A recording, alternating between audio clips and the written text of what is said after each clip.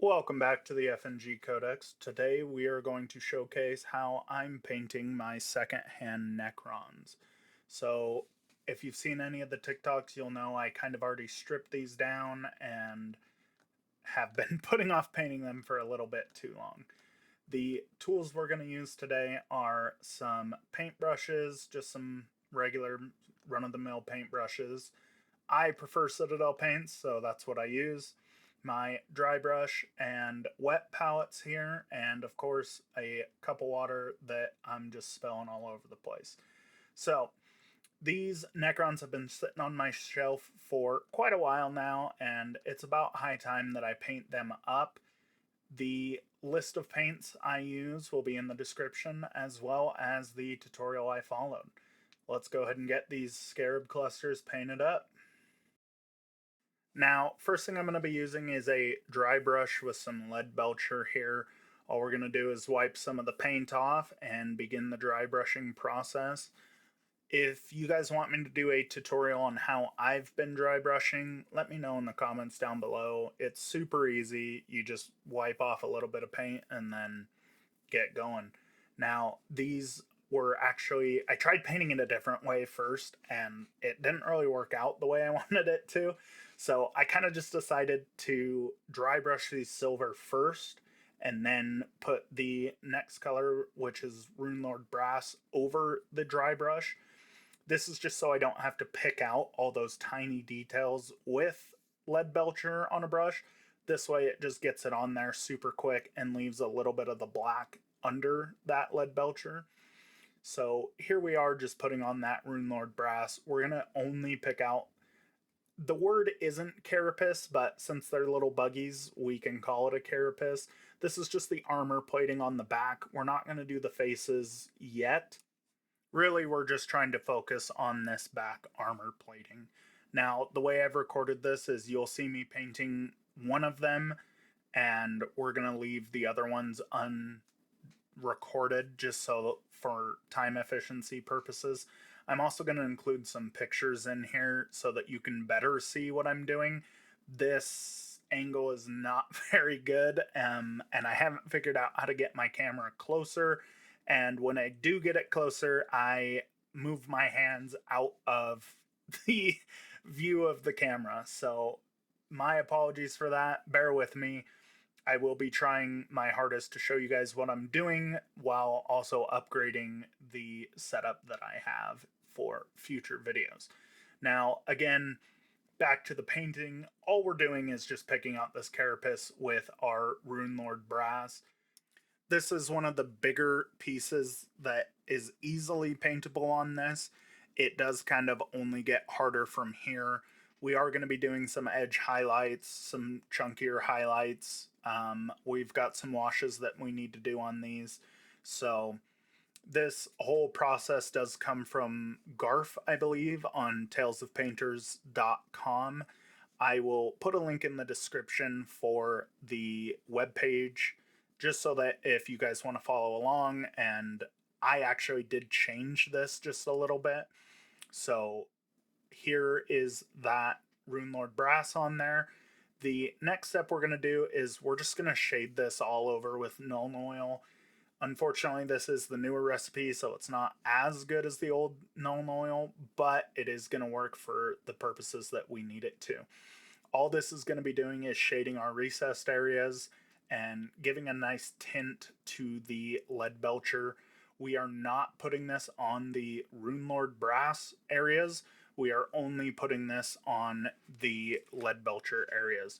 You might want to do an all over wash on some models, but this is just the way I'm doing it this time. Now, the shade we're going to be using over the Runelord Brass areas is Agrax Earth Shade. This is one of my favorite shades personally. I think I go through more of this than any other paint that I use. I put this on literally every single model. It works for basing, it works for metallics. It is a wonderful paint. I absolutely love Agrax Earthshade. Now it's time for the highlight section. So I've got my Brass Scorpion, my Lead Belcher, and my Stormhost Silver here. we're going to go ahead and start with our lead belcher. Now, for this, all I'm doing is hitting the upper portions of the legs here. Realistically, this is where the light is going to be shining down onto these models. So we're just going to hit all of the lead belcher areas with just a little bit of lead belcher, kind of pull that Nuln Oil back down away from the tips. We're also going to be hitting their little butt areas in between their wings so that it will also kind of pull that light and detail back out of the models. This will be the first step in the highlighting process, is just re-putting over color. So the next color we're going to be using is Brass Scorpion. Again, if you don't like Citadel paints, you can switch this out for Army Painter equivalents, Vallejo equivalents, whatever you prefer using. I just like Citadel paints. They work the best for me. My other buddy only has transitioned to only Army Painter, so we definitely have late night arguments about the difference between Citadel and Army Painter paints. So feel free to use whatever you think is going to work best. And also, if you're not enjoying the colors that I'm using, or you want to use a different, if you didn't want brass and you wanted them to be gold and highlight them a different color, then by all means, I'm actually just following somebody else's tutorial in this video, except his brass is where his silver is and vice versa. And I just didn't think that the inner joints looked good as brass, so this is a very original Necron, but we are going to be doing some changes to it. So if you don't like the way that I'm doing things or the colors that I have picked out, please feel free to switch it up, do other colors. This is just a bare bones, hey, this is kind of what I'm doing paint scheme. So here it is all edge highlighted up. I didn't do the undertips of it because I didn't think it looked good, but again, that's up to your discretion. Now, the next color we're going to be using is Stormhost Silver. This is going to be the highest of our edge highlights. We're also going to be using this color on the brass areas as well. Now, again, I didn't think that it needed to be all of the way around as a highlight. I figured it looked better on just the tips and the edges of the brass areas on this model, so that's what I did. Again, if you're feeling a different way, feel free to do it a different way. The beautiful part about painting Warhammer is that you can really just do it the way that you want it to be done, regardless of anybody else. The main thing that we're doing when highlighting is just giving a little bit of definition to the areas. We really want this carapace to stand out from the silver area. So again, I'm only doing the edges that are facing upwards towards the light, as that's kind of where I put my light source on these guys. You can look up how to highlight videos all over YouTube, and there's a lot better painters that do it a lot better than I did here. But here it is, all edge highlighted up. The next step we're going to be doing is getting started on the rest of the detail areas. Now, to start, we're going to be using our blues here. Necrons are typically green. I thought that was kind of boring, so I decided to do blue. We're going to be using Cantor blue here, and we are just going to pick out the middle circles, I guess. I did start on the eyes, but disregard that. We only want the Cantor blue on the center little dot things that these bugs have. So again, all we're going to do is go around the model, pick out this area, and get it ready for the next step. We want to give the baseline a little bit different of a color so that when we're painting the eyes, there's definite contrast between the eyes and their weapons. Here we can see the Cantor blue finally done. Next up is going to be Telkis blue. We only need a little bit of this as these dots are extremely tiny. So all we're going to be doing is putting just a little bit on the middle high area of the blue here. This is just the first of our highlights. We do have another blue highlight coming after this one, but this one is super simple. Now, I believe this is called the Occiputek Dynasty. I hope I'm saying that right. I just searched Necron paint schemes on Google and found one that I thought was awesome. And then I did switch around the brass and silver areas like I had stated before, but you'll see why I like this one here in just a second. Now, the next color we're going to be use is Lothric blue. This is going to be the highest color that we use on our middle blue highlights here. The eyes are actually going to be a different blue color. Again, this is the easiest part of the highlight as it's our last color. So all we're doing is putting a itty bitty little drop on the absolute highest point of this model. Now, the next colors we are going to be using are white. We want to base coat the head in white. I didn't really show it too well here, and some of the footage is kind of screwy, but the first thing you're going to do is base coat the heads white, and then you're going to add wraithbone on top of the white. The reason we do the white first is so that we don't have to do 20 coats of wraithbone to get a good coverage on there. I don't want to lose any of that detail in the eyes, so it's super important that you kind of think about color theory. Lighter colors don't cover dark colors very well, so that's why we started with the white. Here is the white all shown off, and here is what they look like with the wraithbone on top. Now, the next color is Skeleton Horde. Just a quick tip for all you newbie painters out there, don't use your fine tip brushes. I didn't think about it and I shoved it in there without thinking about it.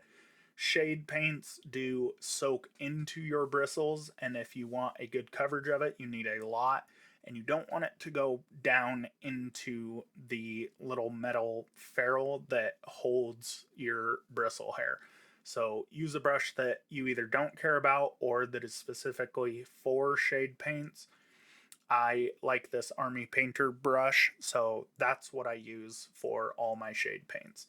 Now, all we're doing is just covering this top area on the mask with the Skeleton Horde, trying to make it look like it's bone armor or maybe scavenged bone. I don't really have any lore for these guys. However, I think you should make lore for whatever armor you're using, so prepare for more lore in future videos. Now, the notes I have from the tutorial call for snakebite leather. However, I don't think that's super necessary for this model type, I guess. They don't have enough detail on the head to actually warrant the use of snakebite leather in the recessed areas, so I'm just going to forego that and move on to painting the eyes. Now, the colors we need are Temple Guard Blue and Ulthane Gray. These two colors are the basis of the eye colors, and we're going to be making a glaze out of the blue color. So all I'm going to be doing next is just highlighting the top of the wraithbone. I was going to use a third color to kind of pull out the bone more. However, I kind of decided against it and just decided to highlight with the wraithbone instead.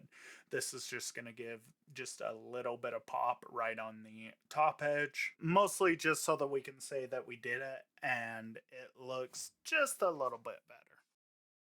Just real quick, I want to say that the base will not be done in this video. That's just so that I can save myself a little bit of time later. I also, at the time of painting, hadn't decided what to do with the base of these minis, where I wanted my Necrons to be fighting. I did make a decision, and at the very last clip of this video, you'll kind of see a sneak peek of what I'm doing with the base. I wanted it to contrast the colors that we had on there, so I didn't want any dark grays or anything like that. So I think we're going to put them on a forest. The next step that we're going to be doing is we are going to make a glaze. Now, making a glaze isn't very difficult. There are many ways to do it. I here use Lamia medium. This is just the same stuff they put into the Citadel paints so that they flow a little bit better. And if you add extra, all you're really doing is just thinning down that paint kind of to a contrast thickness, but you're also pulling out less of the pigment, so your paint is going to be thinner, clearer, and less structured, I guess is a good way to put it. This is wonderful for blending techniques. If you're trying to get a gradient, you really want to add liquid to your paint so that they kind of blend together and your pigment isn't as harsh as like straight out of the pot. This is also why we use wet palettes, is so that the paint coverage is really good. It's the same concept, except you're trying to make more of a contrast instead of a just thinning it a little bit. We really want to thin this down until it's almost like clear see-through.